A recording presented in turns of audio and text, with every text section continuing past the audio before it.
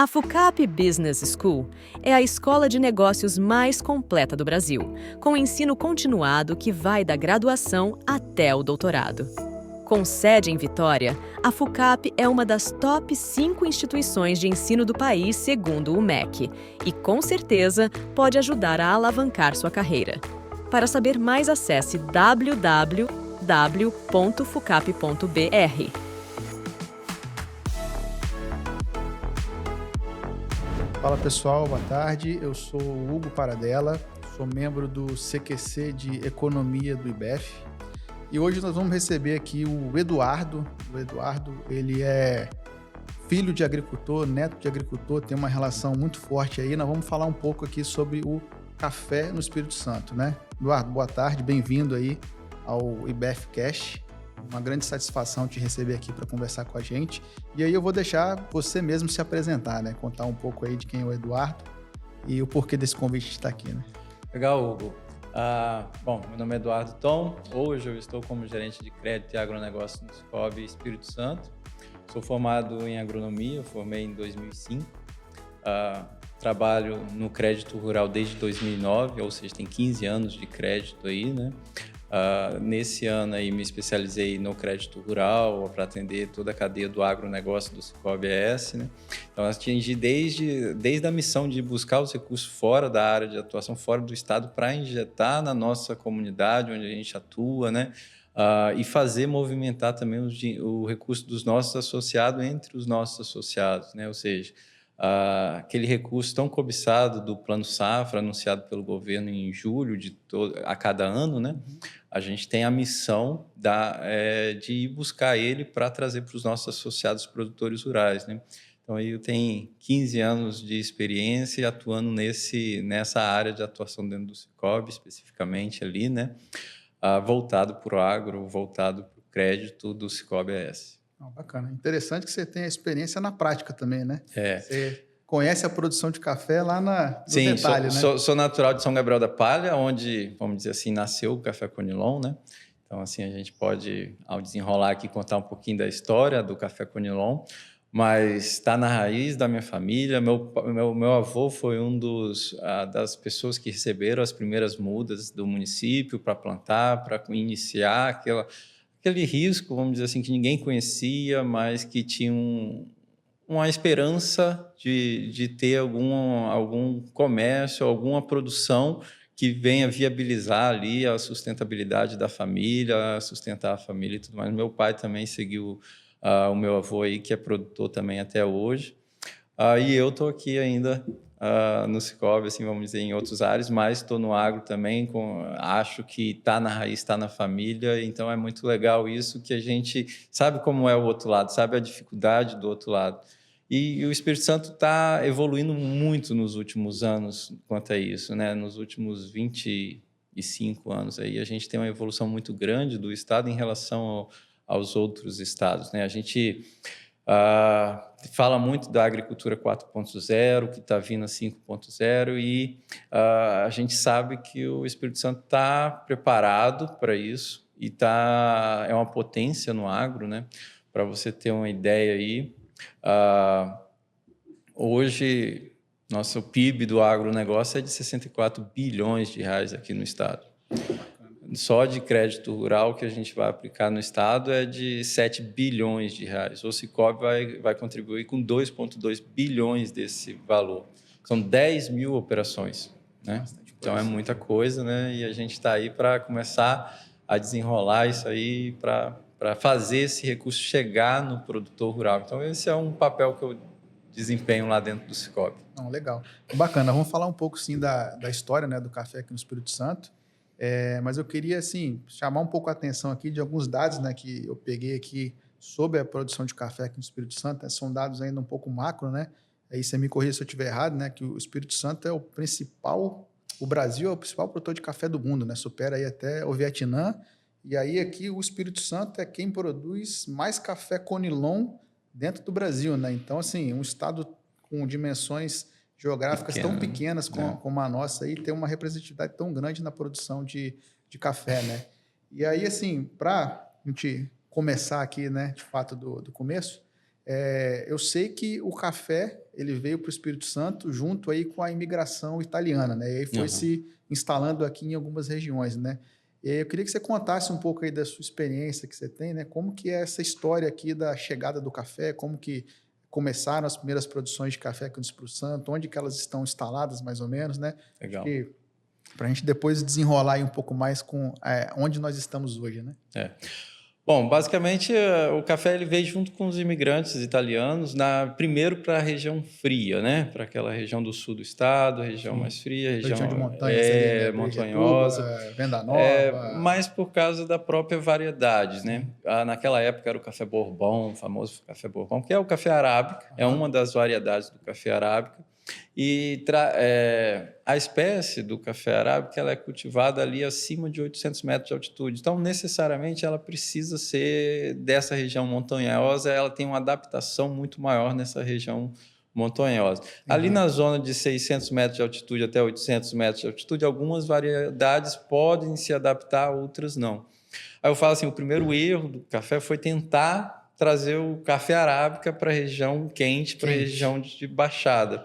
Então, aí um ano produzia, o outro ano não produzia, porque ele não é próprio para isso e até hoje ainda não se tem variedades adaptadas numa região abaixo de 500 metros de altitude. Tanto é que se você reparar assim, né, café arábica é produzido ali em Venda Nova, essas regiões mais... Batiba. E assim, uma característica que eu vejo também é que há muita produção em morros, né? Você tem ali várias...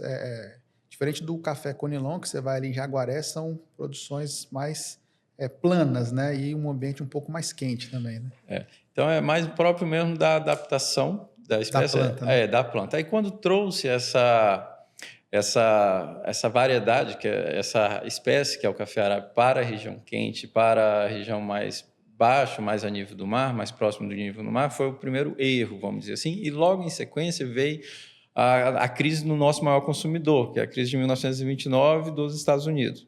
Com isso, eles pararam de consumir, diminuíram drasticamente o consumo e o preço, a oferta e demanda, sobrou muito café, o preço despencou e isso não é do dia para a noite, tanto para despencar, tanto para voltar.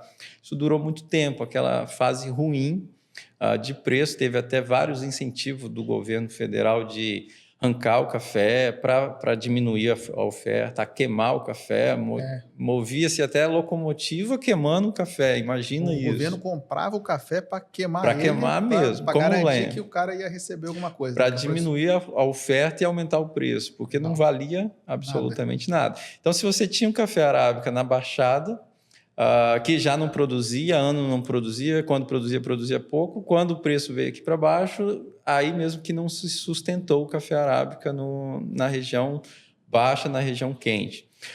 Nesse mesmo momento surge então aí um personagem muito importante na história, que é o senhor Dário Martinelli, que é o então prefeito de São Gabriel, no final da década de 60, início da década de 70.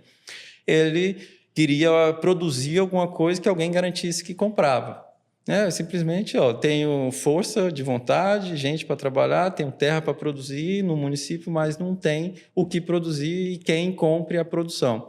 Então, ele veio aqui para Vitória, conheceu o Tristão, lá da Real Café, o Jonilson Tristão. Ele incentivou o senhor Dário Martinelli a plantar o café Conilon e prometendo, você pode plantar que tudo que você plantar, a gente compra.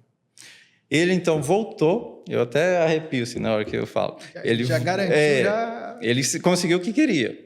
Aí voltou para São Gabriel com um saco de semente de café Conilon. Aquilo ele pegou meio saco de semente para o município de São Gabriel e dividiu o restante para os municípios vizinhos. Ou seja, fez uma espécie de cooperativa ali, planta que eu tenho, quem garante que compra, planta que o Tristão compra. O que você conseguir produzir, o Tristão compra. Em 1971, foi fundada a Real Café Solúvel do Brasil. Sim. Que é a indústria de café solúvel. E realmente tudo que foi produzido, eles compravam. Então, assim, foi cumprido aquilo dali que eles prometeram. E logo depois, na prefeitura de São Gabriel, veio o Eduardo Glaso. Inclusive, o meu nome é Eduardo por causa do Eduardo Glaso. Muita gente fala que é por causa disso. Eu sou de São Gabriel, né? Sou de lá, como falei. Então, assim, é até um conhecido da família. tive a honra de conhecer o Dário Martinelli, o Eduardo Glasser, não lembro dele, mas a minha família fala muito dele. E já investindo assim, em propagação. Investindo em muda, viveiro de muda, genética, como plantar, em tecnologia. Claro que tecnologia adequada para a época ali, não é a tecnologia que a gente tem hoje, mas um conhecimento a mais e uma divisão a mais. Consequentemente, também se organizou-se numa cooperativa, que hoje é a Coabriel, cooperativa de café Conilon lá de São Gabriel da Palha, para estruturar esse mercado e sempre num sentido de cooperação, dividindo conhecimento, dividindo naquele crescer junto, né? Crescer junto com a região, com os municípios vizinhos e tudo mais. Aí hoje, o Espírito Santo tem uma produção de 15 milhões de sacas de café Conilon, bastante coisa. 3 a 3 milhões e meio de café, milhões de café arábica, ou seja, uma produção total aí 18. Tudo que a gente fala de números de café aqui é previsão, é especulação, porque não tem um dado real. Porque como você consegue guardar, consegue estocar, às vezes o próprio produtor guarda, às vezes guarda na cooperativa, no armazém comercial. Então, se não se tem um número exato daquilo que está estocado, daquilo que se produziu, mas estima-se entre 18 a 18,4 milhões de sacas produzidas no estado. Isso representa 70% do café Conilon do país, do Brasil. 70%. Ou seja, a gente está muito à frente de qualquer outro estado. Representa 20% da produção mundial de café Conilon. Só o Vietnã que ultrapassaria o Espírito Santo no café Conilon. No café arábica a gente é bem representativo também, a gente é o terceiro maior produtor e a gente perde para Minas Gerais, que é uma imensidão de território, né? E para São Paulo também, então que produz mais do que a gente. No mundo todo se produz 174 milhões de sacas de café, o Brasil produz 66 milhões de sacas de café, é disparado o primeiro colocado. O Vietnã vem em seguida com 30 milhões de sacos. O segundo tem a metade do tem a metade, menos da metade do Brasil. Metade do que a gente produz no Brasil. Colômbia vem em terceiro com 11 milhões. E o Espírito Santo produz 16 milhões, 18 milhões. O Espírito Santo sozinho produz mais do que a Colômbia ainda. Mais do que a Colômbia inteira, né? Somando os dois. Então, isso são os números macro e da onde que veio ali o primeiro plantio ali de café Conilon que nasceu em São Gabriel. Assim, hoje a gente tem bem difundido já na região norte e noroeste ali, o café Conilon, e o café arábica acima de 500 metros, acima de 600 metros, principalmente acima de 800 metros de altitude. Bacana. Acho que Minas, né, e São Paulo despontarem aí como produtores de café arábica tem um pouco a ver com a geografia dele ali também e com o clima, né? Porque o clima lá é um pouco parecido com o nosso clima de montanhas aqui, sim, né? Só sim. Que nossa região de montanha, ela é pequena, né? Assim, em extensão territorial nem se compara. Agora, Eduardo, uma curiosidade que eu descobri aqui nessas pesquisas aqui para a gente conversar, eu sei que existe o café Conilon e o café arábica, mas derivado desses tem N outros cafés, né? Então, eu queria que você comentasse um pouco aqui para a gente o que são essas outras espécies de café e o que faz um café ter qualidade ou não. Eu sei que até bem pouco tempo atrás o café Conilon só era utilizado para misturar com o outro para você poder fazer um café assim que você pudesse degustar, né, beber. Legal. Hoje já não é assim, né? Hoje você já tem cafés Conilons aí um pouco especiais e que você consegue fazer uma bebida ali de mais qualidade, né? Então, sim. Você comenta um pouco para a gente como que quais são não sei se são espécies, tá? Mas quais são as derivadas aí do arábica e do Conilon? Legal, é muito, assim, a variedade em si não influencia um pouco no aroma, no sabor, na bebida, claro que influencia, mas o trato cultural é fundamental, desde da condução até a secagem, o processamento, então, assim, é fundamental também nisso aí. Mas antes, lá do começo, assim, existem duas espécies de café, coffea canephora, que é o nosso famoso café Conilon, coffea arábica, que é o nosso famoso café arábica, isso cientificamente. Aí abaixo disso vem as variedades. Variedades é isso que você falou, é uma genética adaptada melhor nessa região, uma genética melhor para 600 metros de altitude, uma genética melhor para acima de 1.500 metros de altitude, acima de 1.200 metros de altitude. Então, a sua consultoria ali vai escolher a variedade de acordo com o seu perfil. Às vezes é plano, às vezes é morrado, às vezes tem irrigação, às vezes não tem irrigação. Às vezes eu quero um café mais precoce ou mais tardio ali para aproveitar mais a minha mão de obra da minha propriedade. Então, essa variedade vai influenciar. Aí vai ter catuai, lá no café arábica, né? Tem a espécie, aí embaixo dele tem várias variedades, que é catuai, catucaí, mundo novo, bourbon mesmo, que foi um dos primeiros. Então, aí tem várias variedades. E, claro, vai ter o gosto ali, o paladar e o aroma um pouco diferente.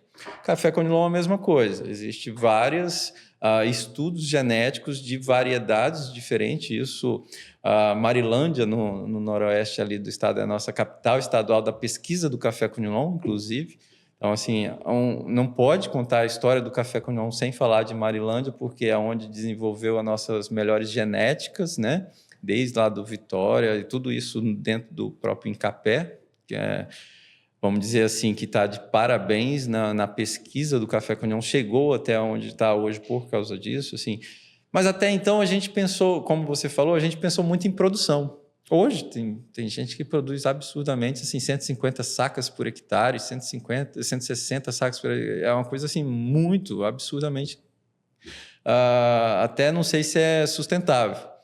E Verdade. não se pensava na qualidade, na bebida, porque era muito café expresso que ele rendia mais cafeína do que o arábica, então para o café expresso ele é até melhor do que o café arábica. Então, agora que vem se pensando de muito tempo já para cá, né, nos últimos 20 anos, aí, na história é pouco tempo, mas de uns 20 anos para cá já está se pensando em despolpar o café Conilon, secador com fogo indireto, isso para melhorar a bebida, secar no terreiro, secar na estufa. Então, assim, ele passou por um processo de cultura de pensar só em produção, só em produtividades por hectare, clone para produzir, clone para quantidade de sacas por hectare.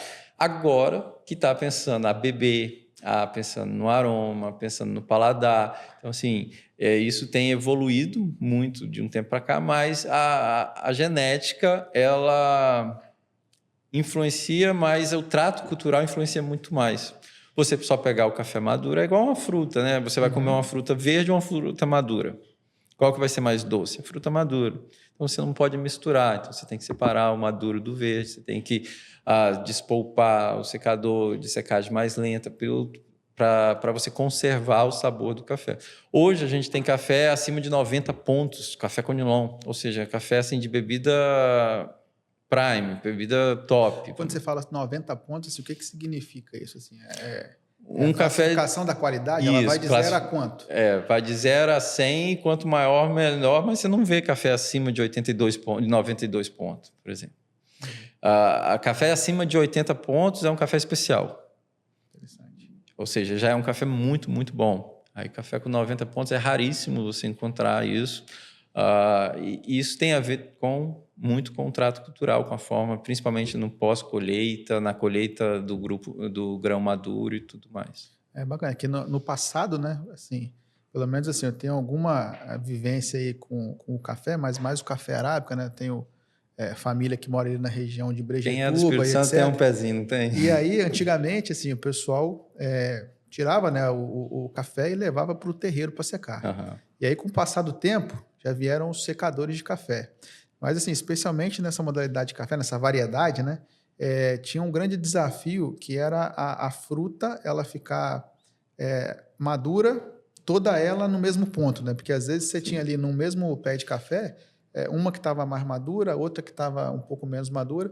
Com o passar do tempo, você vê isso diminuindo, né? Uhum. E aí, assim, acho que muito tem a ver com a tecnologia também, que está sendo empenhada aí nos grãos, né? Porque eu sei que agora você tem tecnologias diversas que fazem grãos específicos para cada região, né? Então, assim, olhando para isso, aliado ao que você falou um pouco mais cedo ali, né? Que antes a gente tinha uma máxima produção por hectare, né? Agora você está querendo ter um pouco mais de qualidade no café, né? Qual que é a sua visão aí para o café capixaba aí nos próximos anos, né? Eu sei que de há 20 anos para cá a gente já vem evoluindo, mas se tornou um pouco mais evidente agora, né? Você acaba tendo aí um pouco mais de cafés gourmets, aí você vai no mercado ali, já tem um café diferente para você fazer. Antes você só tinha café em pó, né? Para você fazer o café solúvel. Agora já vem com grãos para você mesmo moer o seu café. Então, tem uma gourmetização assim do café, mas acho que tem muito a ver com essa evolução que a gente comentou aqui já, né? Sim, sim. Sim, primeiro, assim, o seu comentário no início aí foi que tem um pezinho lá, eu acho que todo capixaba tem um pezinho com no café. certeza. Se o cara nasceu aqui no Espírito Santo, hoje o Espírito Santo tem 90 mil propriedades rurais, 60 mil tem café nela. Ou seja, 66% das propriedades rurais tem café. Tem café em todos os municípios do estado, exceto em Vitória, porque Vitória não tem zona rural, não faz sentido ter. Mas até em Vila Velha, Serra, Cariacica tem café. Tem. Em todos os municípios capixaba. Então, isso é todo mundo que veio daqui, com certeza que tem um familiar, tem um conhecido que já lidou com café e tudo mais. Agora, assim, o daqui para frente é justamente assim, pensando no mercado consumidor, que está cada vez mais exigente, tanto no... Uma dúvida assim rápida, quem são os maiores consumidores assim do café capixaba? É mais local, é exportação, O café Conilon, ele é mais local, mas para indústrias, né? É a indústria de café solúveis, principalmente, e aqui no Espírito Santo a gente tem 3 ou 4, e vai instalar a 4ª. Então, assim, essas consomem bastante café Conilon. Café arábica também é local, mas tem bastante exportadores também. Assim, de país que consome depois do grão processado e o produto final, é mais Estados Unidos e Europa, que consome bastante o nosso café. Mas passa muito pela indústria local. É difícil exportar o café verde, que chama em grãos, mas ainda assim exporta bastante. O Centro Café de Vitória, ele bateu recordes aí recentemente esse ano de exportação, justamente por causa do mercado aquecido, talvez também por causa da queda no Vietnã, que é um país bastante importante na produção. Lá a gente está passando por um efeito macroeconômico que tem uma seca muito grande no Vietnã. Então, assim, espera-se uma queda de produção. Por causa disso, se explica o preço. O preço do café deve estar nas alturas, né? Há algum tempo, né? Não, há algum tempo não, tem pouco tempo. Inclusive, do ano passado para cá, vamos dizer assim, no último ano ele deu um salto aí de R$650 para R$1.100. Acho que está comparado com bitcoins, vamos dizer assim, né? De tanta valorização. Você tem uma noção aí, nos 18 milhões de sacas, se eu vendesse a R$650, isso iria me dar mais ou menos 12 bilhões de PIB do agro aqui no Espírito Santo. Com o preço de R$1.100, isso vai para 20 bilhões de reais. Ou seja, só a variação no preço, por causa da seca no Vietnã, influenciou em 8 bilhões de reais o PIB do Espírito Santo. Que a gente teve só de ganho na variação do preço do ano passado para cá, mantendo a mesma previsão de produção. Então, assim, o que a gente espera é o quê? É continuar crescendo, continuar atendendo o mercado consumidor. O mercado consumidor, principalmente da Europa, está muito exigente na parte ambiental. Hoje, a gente vai ter que cumprir brevemente a rastreabilidade do café, no sentido assim, quais os produtos que você usou nesse café, qual a qualidade do emprego dos trabalhadores que trabalham nessa fazenda, nessa propriedade rural, livre de embargos ambientais, livre de trabalho escravo, livre de trabalho infantil, né? É o produto zero desmatamento, né? Um produto verde, vamos dizer assim. Isso é um desafio, né, pro produtor capixaba, né? Porque assim, eu queria até que você contextualizasse um pouco. A gente comentou aqui no início sobre a Real Café, a Coabriel e assim, algumas indústrias. Mas qual que é assim, o perfil do produtor capixaba, né? São famílias que acabam produzindo um pouco mais? São mais indústrias? Porque assim, eu imagino que para cumprir aí todas essas exigências que a gente vai ter nos anos seguintes, quando você é uma empresa, uma indústria, fica um pouco mais fácil, né? Agora, quando você fala ali daquele produtor rural que começou lá atrás, que às vezes não tem nem tanta instrução assim, acaba sendo um desafio um pouco maior, né? Na verdade, acaba o desafio sendo da indústria ajudar o produtor rural, né? Porque o modelo de negócio do café ele é propício para a agricultura familiar, para a agricultura ali de pequena propriedade rural, principalmente para a dificuldade de colheita, por exemplo, dificuldade de mão de obra. Nessa época do ano, crescem 400 mil empregos no Espírito Santo. Isso é muito emprego, né? Então, o café ele propicia isso, né? Então, ele é mais adaptável àquelas pequenas propriedades. Dessas 60 mil propriedades rurais com café, 75% são pequenas propriedades rurais, né? Então, o modelo de negócio é muito voltado para eles e ele consegue ganhar dinheiro nessas pequenas propriedades, né? Por exemplo, hoje, em 1 hectare de café que você produz aí 100 sacas por hectare, você vai gastar aí de custo de produção por ano uns 50 mil reais. Com preço a 110 a 1.100 reais, você vai ter uma rentabilidade bruta de 110 mil reais. Faturamento de 110 mil. Ou seja, sobrou ali 60 mil reais líquido que dá em 1 hectare de café, produzindo 100 sacas por hectare. Então, assim, dá para viabilizar, dá para sustentar a família, mas depende bastante de mão de obra manual, né? A gente, aí para o futuro também, que a gente está tentando resolver o nosso problema é essa dependência da mão de obra. Isso que eu ia te perguntar agora, que assim, em outras localidades, em outros tipos de produção, você já tem bastante mecanização em todo o processo, né? Desde a preparação da terra, do plantio até a colheita, né? Você vai ali no Mato Grosso, Goiás, em produções de soja e tal, é até fatídico você ver aquela imagem de uma colheitadeira, né? Jogando o grão em cima do caminhão. Aqui no Espírito Santo, a produção de café, pelo que eu entendi aqui, majoritariamente ela é manual mesmo, né? Uma mão de obra ali, não tem muita mecanização, né? Já existe no Espírito Santo alguma mecanização para colheita? Já existe para o café alguma mecanização? Assim, é possível se adaptar? Eu imagino que em localidades onde você tem morro é mais desafiador, né? Mas onde você vai produzir num lugar plano, talvez seja possível, né? Mas até pela própria característica, né, de como você tira o café, deve ser um pouco mais complicado isso, né? O café arábica, ele tradicionalmente ele é muito fácil sair do pé. Você, com a varinha, você vai lá, vai bater no pé de café, o café vai cair, o café que estiver maduro vai cair, você recolhe do chão ali. Então, a mecanização dele é muito mais fácil. O café conilon, não. Você balança o pé lá, as folhas caem, o grão continua lá. Mais de 10 anos para cá, o maquinário está evoluindo muito nesse quesito de conseguir tentar colher o café conilon, mesmo ele sendo difícil de soltar do pé, sem machucar a planta e sem comprometer a safra futura, vamos dizer assim. Se você machuca a planta, logo a próxima safra vai ser menor. Aí, assim, já tem bastante, claro que em regiões mais planas, mas, assim, de um lado tem esse grande produtor que precisa muito de mão de obra que vai resolver esse problema com o maquinário.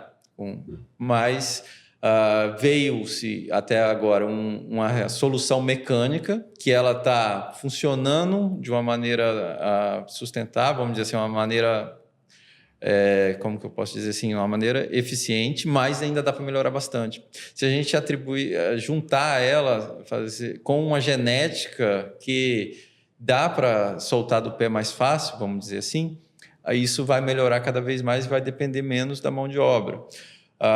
Por um lado, a gente pode assim falar que é bom para esse grande produtor. Aí, para o lado do pequeno produtor ali que está na estrutura familiar, a gente tem assim não sei, talvez uma ameaça, porque a produção vai aumentar nas regiões mais planas, não sei. Talvez agregar valor ao seu produto, colocando uma qualidade melhor, um sabor melhor, um aroma, sabe? Esses café de qualidade geralmente são microlotes, porque eles são fermentados de uma forma diferente, eles são secados de uma forma diferente. Então, assim, ele tem um cuidado bem particular que você não consegue trabalhar a grande produção, o café especial. Mas o café ele está muito ligado também com o IDH, que é o Índice de Desenvolvimento da Região.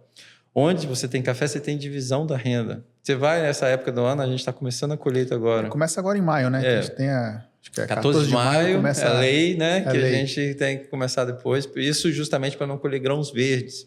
porque o verde ele vai atrapalhar bastante a qualidade. Entendi. Mas começando a colheita, você vai no interior, você vai ver o mercado aquecido, a concessionária de veículo aquecida, durante a colheita não, o produtor ele espera acabar a colheita para fazer as contas, para depois, logo depois da colheita. Mas movimenta a economia local, né? Porque você tem que deslocar as pessoas para trabalhar naquele local. Então, assim, você vai aí em grandes produtores, assim, fora da época de colheita ali, tudo, você vê que a cidade fica mais parada, né? Quando começa a colheita, vem muita gente de fora para trabalhar, então o comércio local fica mais aquecido, o transporte fica mais aquecido, né? Movimenta, de fato, assim, tem muita coisa indireta também ligada na produção de café, né? Que a gente às vezes olha o número isolado, né? Quanto que produzimos de café ou a representatividade disso, mas tem outras coisas que são indiretas, né? Que a gente acaba não evidenciando, né? De alguma forma. Sim, tem um comércio local ali. O café a R$110, a R$1.100, quer dizer, com certeza aí vai melhorar bastante a situação de muitas famílias no noroeste, norte do estado ali, principalmente que o café Conilon está num preço mais favorável. O café arábica também está num preço bom, mas no último ano a valorização do café Conilon foi maior um pouquinho do que o café arábica, que também está num preço assim bastante bom. Mas a gente tem que também aproveitar para incentivar ou dar dicas para o produtor, né? Lucro bom é lucro realizado. Exato. O café, como qualquer agricultura, como qualquer cultura, é fase. Existe uma fase mais, vamos dizer assim, melhor, principalmente por causa de preço ou por causa de produção, e umas fases não tão boas quando a produção cai. Por exemplo, 2016, 2014, 2015 tivemos aquela seca aqui no estado que impactou bastante a nossa produção. Então, esse ano de 2024, na safra 23-24, a gente está com os dois fatores favoráveis, que é a produção muito boa e o preço muito bom. Então, assim, o ideal, eu falo assim, que o produtor não é um especialista em bolsa de valores, não vai conseguir, ele não pode querer pegar o pico do preço do café e vender tudo naquele dia. O ideal seria ele dividir a sua produção em lotes de venda, dividir em 4 vezes, vou vender 4 vezes por ano e realmente efetivar o lucro 4 vezes por ano, independente do preço. Aí você pega um preço médio muito bom. Você nem vai pegar aquele ápice e nem aquele down muito grande. Né? É bacana, porque o café ele pode ficar estocado por um bom tempo, né? Então, você consegue acompanhar ali as cotações e faz o que a gente faz aí quando vai viajar, né? Faz um preço médio, né? Só que com café. Bem interessante isso, uma boa dica. É a mesma dica, né? De pegar o preço médio ali, de quando você vai comprar o dólar para viajar, a mesma coisa. Não, bem legal. Eu queria agora, Eduardo, voltar num ponto que a gente comentou aqui um pouco mais cedo sobre os recursos ali para aplicação no café aqui do Espírito Santo. Me chamou muito a atenção que, se eu não me engano, a gente tem aí 7 bi para aplicação aqui no café, na cafeicultura do Espírito Santo. E esse número aí é 10 vezes maior do que o Rio de Janeiro, por exemplo, que em termos de extensão territorial é bem parecido, né? Então, que você comentasse um pouco sobre isso, né? De onde vem esse recurso, como que esse recurso é aplicado, né, dentro do estado e o que dá para fazer com isso, né? Qual é a importância da aplicação desse recurso aí para a nossa cafeicultura? Legal. Você mesmo falou que é pequenininho, mas é invocado no agro, né? É verdade. A gente tem aí, o maior produtor de café, maior produtor de mamão papai, maior produtor de pimenta do reino, maior produtor de gengibre, destaca bastante a produção de ovos, destaca bastante a produção de raízes, batata doce, inhame, chuchu. Assim, a gente tem a fruticultura, destaca muito também. Então, assim, todo ano o governo lança o Plano Safra, que é uma forma de subsidiar o agro brasileiro, bem pouco, vamos dizer assim, em relação ao resto do mundo, né? Mas é uma forma da gente conseguir um recurso com taxa menores, com taxas subsidiadas, que a gente chama. Então, no último ele é lançado em julho de todo ano. No último julho, o governo nacional lançou lá 400 bilhões de reais para o Brasil todo. Então, aqui a gente, junto com a Secretaria de Agricultura, com o nosso secretário Wendy Bergoli lá, a gente reúne as instituições financeiras e decide assim, quanto que a gente vai captar desses 400 milhões. Cada um tem um desafio. O Sicob ficou com 2,2 bilhões de reais. Aí, ao todo, ali deu 7 bilhões de reais para trazer para o nosso estado. Então, todo mundo está indo buscar esse recurso do Plano Safra para trazer para cá. E, assim, isso é aos poucos, né? Não é de um ano para o outro. Assim. E comparado, como você comparou com o Rio de Janeiro, é porque a nossa tecnologia está muito mais à frente, porque os nossos produtores têm uma estrutura melhor, mas já estão acostumados a isso. É importante ressaltar que assim, esse recurso é para a agricultura como um todo, né? Como um todo. Não é só para o café. Né? Então, me chamou mais atenção ainda por isso, né? Porque a gente já é o maior produtor de café, né? Então, falando só de café já é expressivo, mas quando você olha esse número para a agricultura como um todo do estado, é bem relevante. Sim. E principalmente por causa do tamanho do estado. Sim, né? exato. Então, assim, e outra, tem região montanhosa, poucas regiões planas. Então, assim, a gente tira leite de pedra, a gente é valente mesmo no agro, e é com tecnologia, é com conhecimento, é com cooperativismo que a gente chega lá e consegue essa produção toda e consegue esse PIB do agro do estado aí ser tão pujante. Você tem uma noção, 80% dos municípios do estado têm sua principal atividade econômica a agricultura. Então, se você vai lá em Divino de São Lourenço, tem a agricultura e o comércio local. Não tem outra coisa ali, né? Então, porque assim, atividades que não são a agricultura, você vai ter alguma concentração aqui na região metropolitana, talvez, e em alguns polos específicos, né? Sim. Vai ter lá Cachoeira Itapemirim, com rocha, você vai ter aqui na região metropolitana as indústrias que a gente tem aqui, né? Na Serra, em Vitória, mas assim, que tirando isso, todos os outros assim, municípios a principal vai ser o agro. Bem legal, interessante. E aí, Eduardo, antes da gente se encaminhar aqui para o fim do nosso bate-papo, né? Tem bastante assunto aqui, tem bastante coisa na cabeça, mas o tempo ele é limitado. O que é a perspectiva aí de produção de café para esse ano e o que isso deve impactar aqui na nossa economia capixaba, né? Quantas sacas devemos produzir, o que isso representa aqui para o nosso estado? Então, a expectativa é a produção de 18,4 milhões de sacas de café. Isso em torno aí de 14,6, 15 milhões de café conilon, 3,4, 3,5 de café arábica. Né? Então, isso o ano passado representou em torno de 18 bilhões de reais para o PIB do estado. Esse ano, com essa variação do preço, vai ultrapassar os 20 bilhões de faturamento bruto. Isso só na produção primária, porque depois disso você vende para a indústria agrega valor, tem um serviço agregando valor aí também, tudo mais. Então, assim, a produção primária de 20 bilhões de reais. Então, você vê a relevância que o café tem para o nosso estado, comparado com o PIB do agro do estado, isso é em torno de 37%. 37% só café? Só café. Assim, a gente tem que investir em inovação de outras culturas, outra diversificação da nossa cultura. É legal, mas a gente não pode esquecer nosso marketing, nossa principal fonte ali, nossa principal fonte de riqueza, que é o café. Então, assim, eu quero variar, eu quero botar uma fruta, um gengibre, um inhame, uma banana, que é muito importante também, uma pimenta do reino, um cacau, que está com preço muito bom também. Quero. Mas a gente não pode esquecer e tratar muito bem o nosso café, que é, vamos dizer assim, onde que vem o cerne, o alicerce ali do nosso recurso do agro no estado. Bacana, né? O café é um importantíssimo gerador de riqueza aqui para o nosso estado, né? Então, assim, antes de encerrar aqui, Eduardo, queria te agradecer pela sua disponibilidade de vir aqui conversar, falar um pouco da sua experiência com café.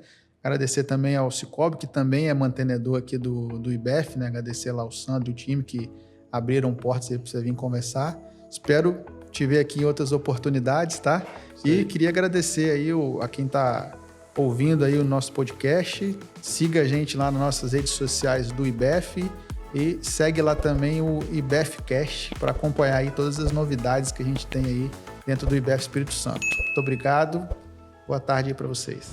Esse podcast tem o apoio dos mantenedores do IBEF, sendo eles: Categoria Diamante, ArcelorMittal, Banestes, Cesan, Cicobi e Vale. Categoria Master, Apex e Med Senior. Categoria Sênior, da Luz Risk Nemer Advogados Associados e FUCAP Business School. Categoria Pleno, Grant Thornton, Machado Mazei e Pinho Advogados e Time Now. Apoiadores: Accounting Contabilidade e Consultoria, Ativação, Rede Vitória, FUCAP Solutions, TV Tribuna, TES Contabilidade e TV Capixaba.